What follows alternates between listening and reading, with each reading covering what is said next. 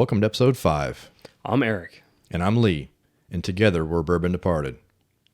So Lee, you were able to score a sit down with a newer brand while you're in Alabama. Yes.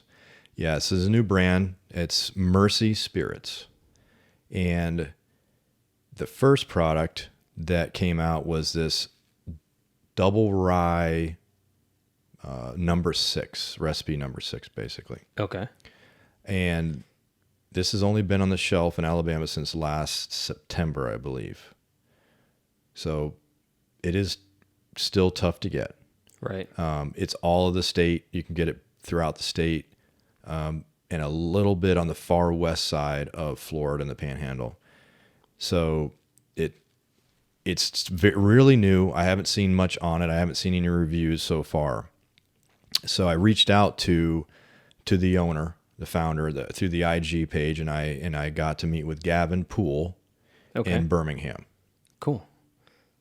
So Gavin, a pretty sweet dude. Oh yeah, he was very welcome, very helpful, open book, and what is going on here is loves whiskeys, loves ryes, gins, and he worked with Southern Distilling out of North Carolina, and in 2018 when he founded Mersey Spirits, which is under FA Poole Co, and I'll explain the FA Poole Co.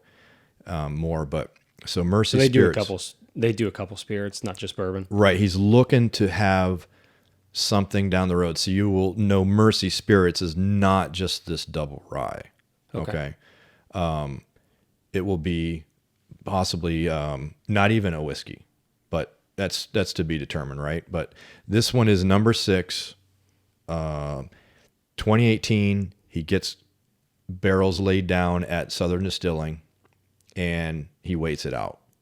And what he did is he got them to do it's a double mash bill. So there's the first mash bill, okay, is a 95 rye to a 5 barley.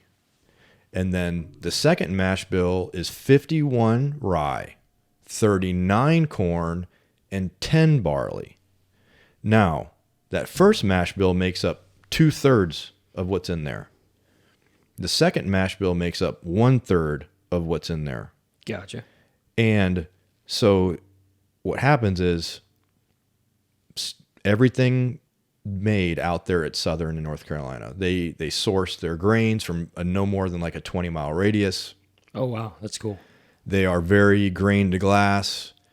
You can check their website, gorgeous page, tons of information, and they will work with new brands that want to come up with something, and they keep it private, and they have master distillers and they'll do a custom mash bill for you, or you can pick what they got and you can do your thing with it. So that's what Gavin did, is he invested, he got the barrels, waited it out, and then those barrels, when they were done, they went back to where he's at in Birmingham.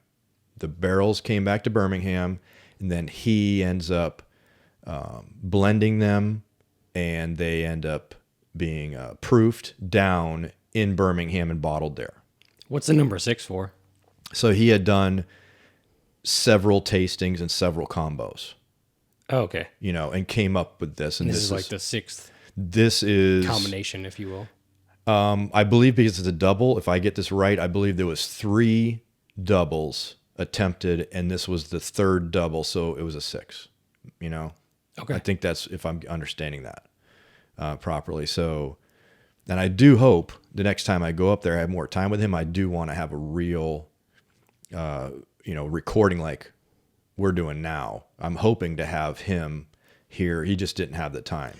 That'd be interesting. I was lucky to get the half hour, 45 minutes. He was, which it sounds like you got a lot of cool stuff. Oh yeah, I got a lot. He, like I said, everything's transparent about this brand. He's this brand, this Mersey Spirits is about adventure. He wants this, as it said, as terroir.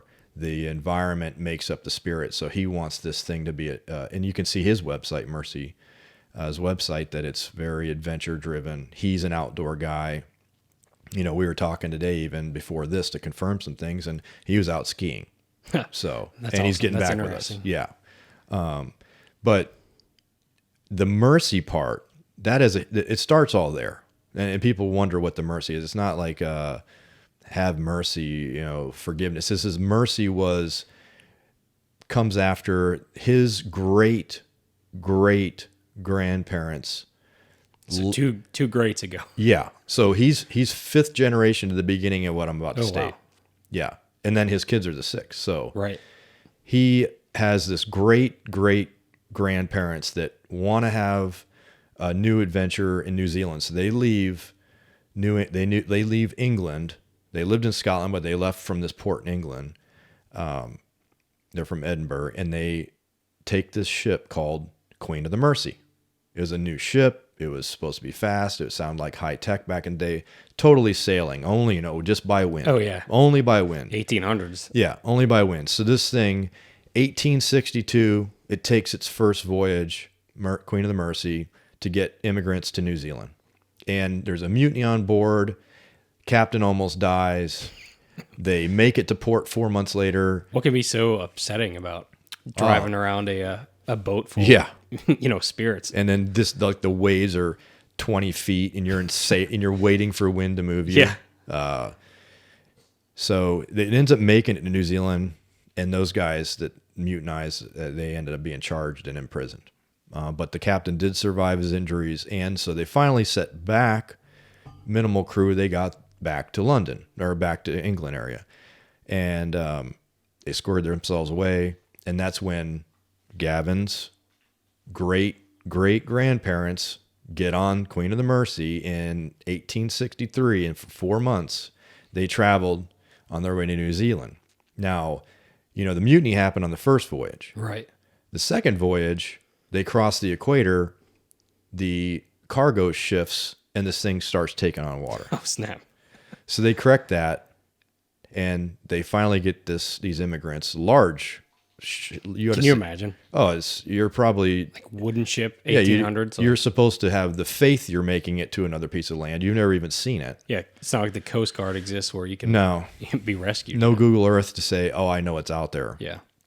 So they make it to New Zealand, and his family, his great grandparents. Now, his great grandparents end up having his great grandfather, F.A. Poole. So F.A., he's born in New Zealand, loves adventure like his parents, right? And he's like, I'm going to get on a ship and I'm going to go to South Africa for adventure and new life. Now, his parents, obviously, they're like, I just survived, this other thing. I'm not getting they probably never got on another ship. New Zealand's beautiful. Yeah. Like, why would you they wanna probably leave never there? got on another ship. I wouldn't doubt it. They probably told him, like, you know how bad this might but his distance was like half the distance they went, So he was probably at sea for like 2.5 months only. Right.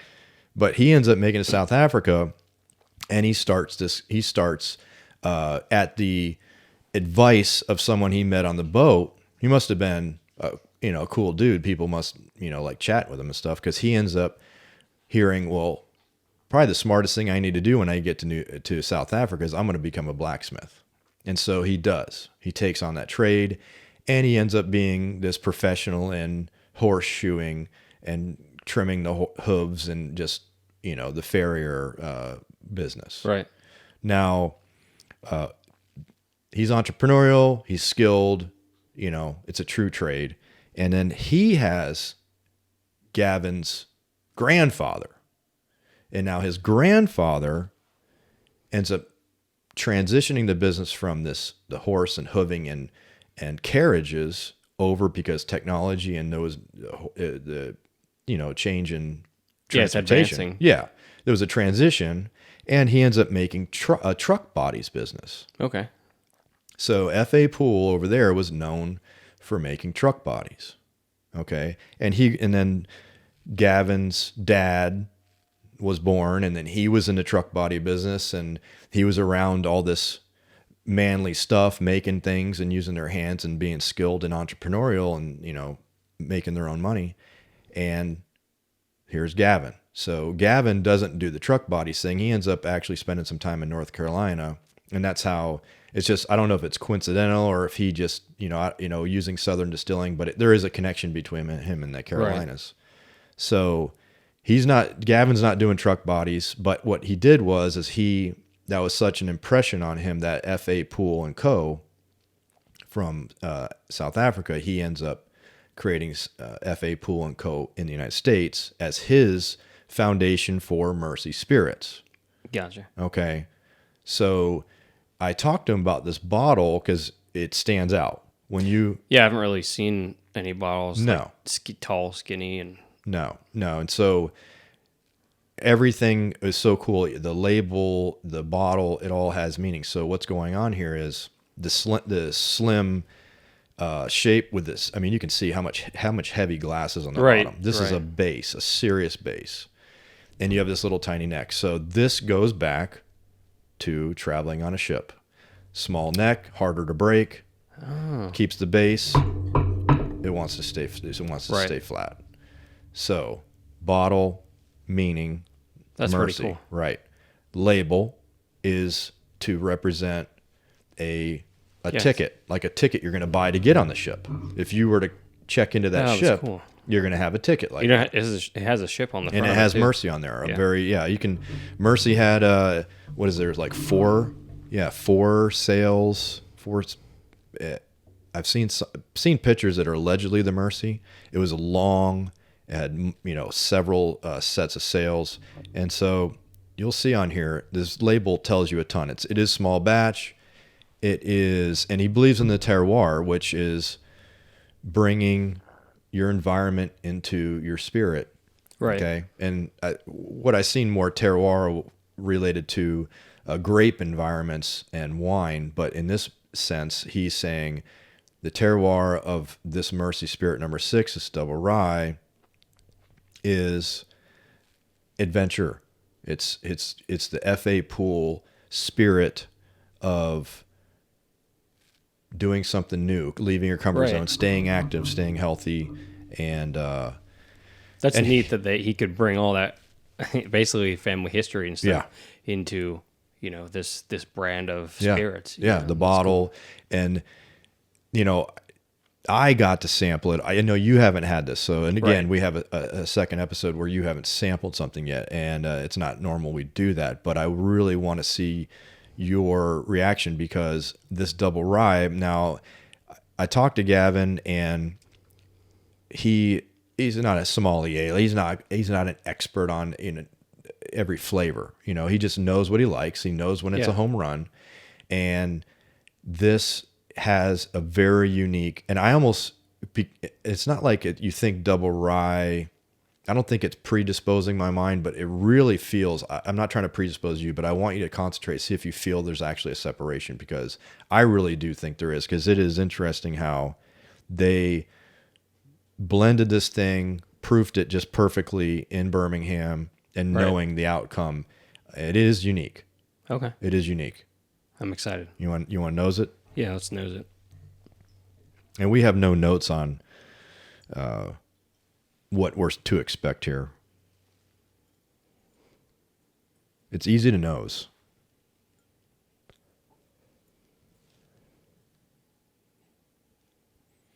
Maybe some fruits, like fruity, or... Do you get the cooking spices? Do you get the... Yeah.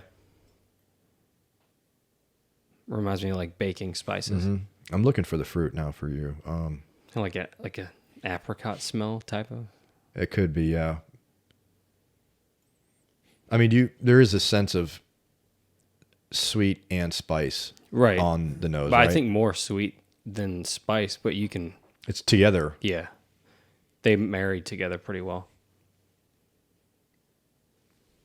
You want to taste it? Yeah, I'm excited to see you.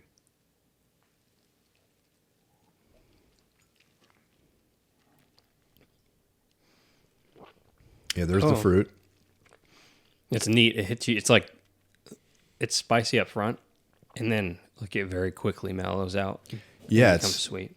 It's it depends on like what you've maybe had that day or have in your palate already.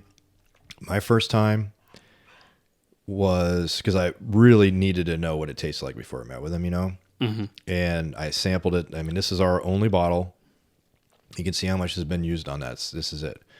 I opened that in Alabama to know what it tasted like. And my first time, I felt like it was a spice, and then it just it gave you this a kind of a punchy spice, and then it rewarded you with sweetness afterwards. Yeah, it kind of like a peak, and then you kind of just went. And the peak is super fast. Yeah, and then it rewards you out. You get rewarded later. Yeah, real quickly.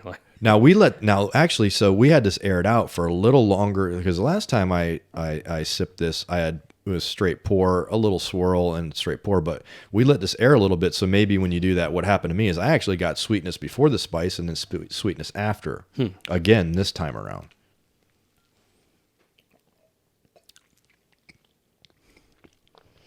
But the fruit, yeah, apricot, yeah, I agree. Totally agree with that. Yeah, definitely. Yeah, a lot of apricot. The apricot's pretty strong in flavor. Yeah, I'm with you on that. So, yeah, let me test this one more time.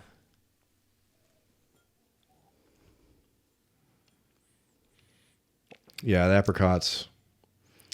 Yeah, so tell me if I'm wrong. Tell me if you feel the same way. But when I initially taste it, like it punches you with the rye, like the spice.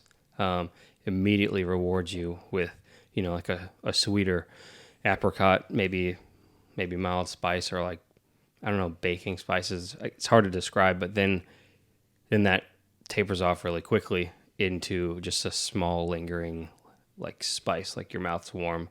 Just I don't know, it kind of sits with you for a little bit. Yeah. Oh, the end. The end and what will stick around is the warmth. Yeah. The spice warmth will remain throughout. Like, I'm curious, when you first, because this has been open for a little bit now, right? How long have you had it open? When did you crack it?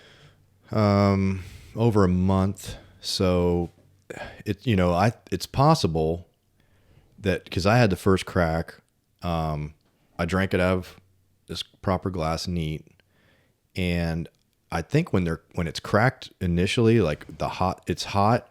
I didn't have sweet in the beginning when I first had this. Today's the first day I've had it where a little sweetness, then the hot spice came in and it went sweet again, and then it goes and spice remains. So possibly being open for a month, you're not experiencing exactly. Yeah. Actually, I like this more now. Really? Yes, because I'll tell you what, it shocked me. The first time I had it, I was like, where is this going? Because, you enjoy the ryes. Right. I'm working my way in still. This is probably the most forward-tasting apricot bourbon I've ever had so far. So, have you ever called out like an apricot in a rye, though? Have you been able to? I don't know. Yeah. Usually you don't, right? Yeah, it's usually more like overpowering in spice and right. stuff. But I don't know, it's a good flavor. I like it. I like the whole the game it plays with you. The punch up front reward you, and then it tapers off into just a warmth. That is pretty good. Yeah, it's a good terminology for the game because it does. I think it has a timeline. It's consistent. It's going to do the same thing. And I get it. It's fun. It's exciting, and I mean that's the whole spirit of the brand. Yeah, exactly. I wonder if Gavin kind of sought that out when he ultimately came to this exact mash bill. I believe so because of it being number 6. We had a number 1, number 2, right. And I asked him, I go, and I love to do this with the people that are in charge of these companies that have pretty much everything's at their disposal, right? Yeah. They're frugal. They're not silly with their property, their inventory. But if you own something like this, right, you're going to have access to however many you want. You and I can't even get another Mersey in the state. We have to drive, pretty far. Right. So I said, hey, in your bar, are you drinking Mersey like all the time? Is there just something, is Mersey just like water there?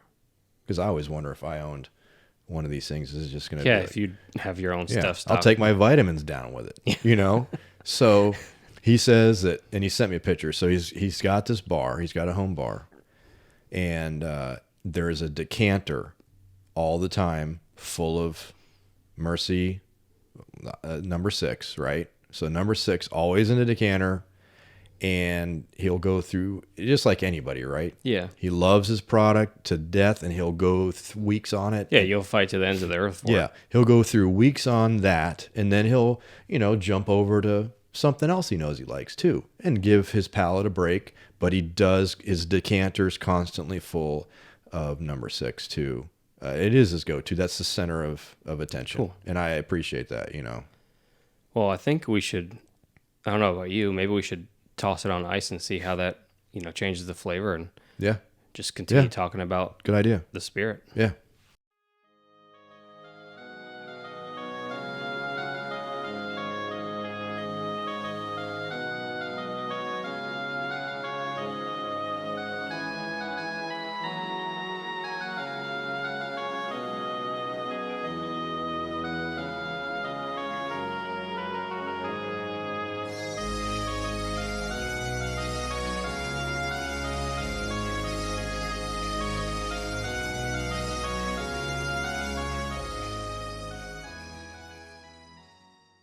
Add some ice to this and see if it changes the flavors anyway. Yep.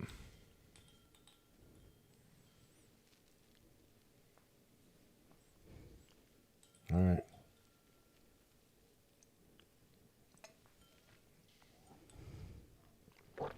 Apricot right off the bat.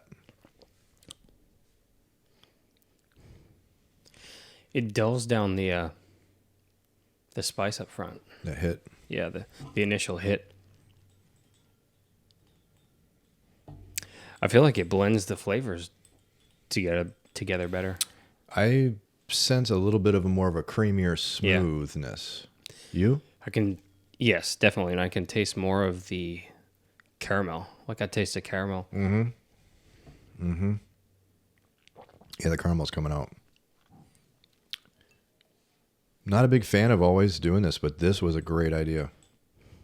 One of our big supporters was pushing for us to transition to I adding. see why. Like it definitely changes. Like you can enjoy something neat, and then you toss some ice in it, and it just changes everything. Yeah, so this is at a perfect 91 proof. Okay. Mm-hmm.